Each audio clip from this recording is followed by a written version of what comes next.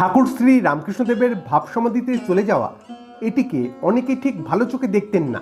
মনে করতেন ঠাকুরের বুঝি কোনো রোগ, কোনো অসুখ। এবং এনাদের মধ্যে উল্লেখযোগ্য হল ব্রাহ্ম সমাজের সুখ্যাত আচার্য শিবনাথ শাস্ত্রী মহাশয়।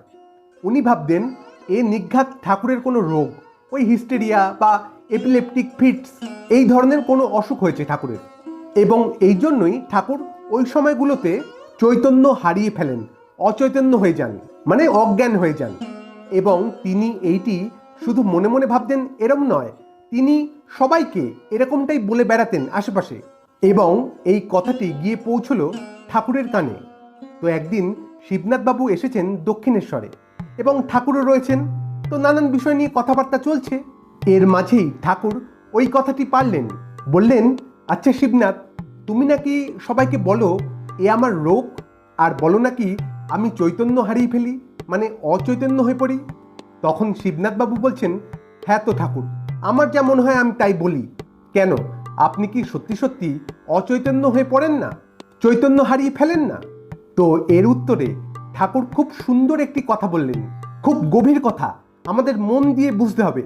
ঠাকুর বলছেন, দেখো শিবনাথ, তোমরা এই ইট, কাঠ, পাথর, টাকা পয়সা, মাটি, এইসব জড় বস্তুর উপর মন দিয়ে সারাদিন পড়ে থাকো। এগুলো সব জড় বস্তু, চৈতন্যহীন বস্তু, এদের কারোর চৈতন্য নেই।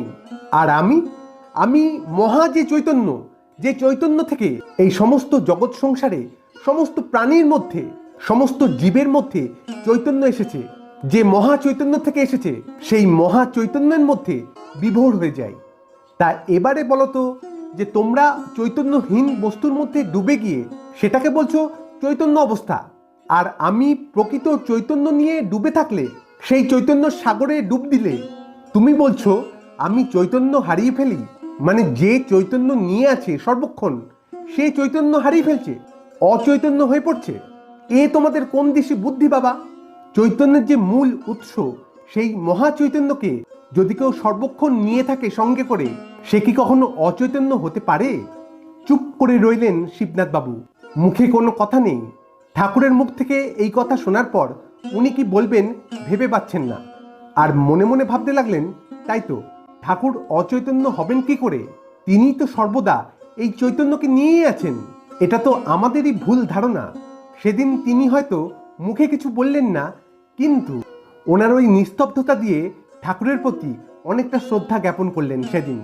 ঠাকুর যে নিজেই চৈতন্য স্বরূপ, তাকে বোঝা এত সহজ নয়। তো এইভাবে শিবনাথবাবুর মনের ভুল ভেঙে দিলেন ঠাকুর। আজ এই পর্যন্ত, আবার দেখা হবে অন্য কোনো আলোচনায়। ভালো থাকবেন, সুস্থ থাকবেন। ধন্যবাদ। জয় ঠাকুর।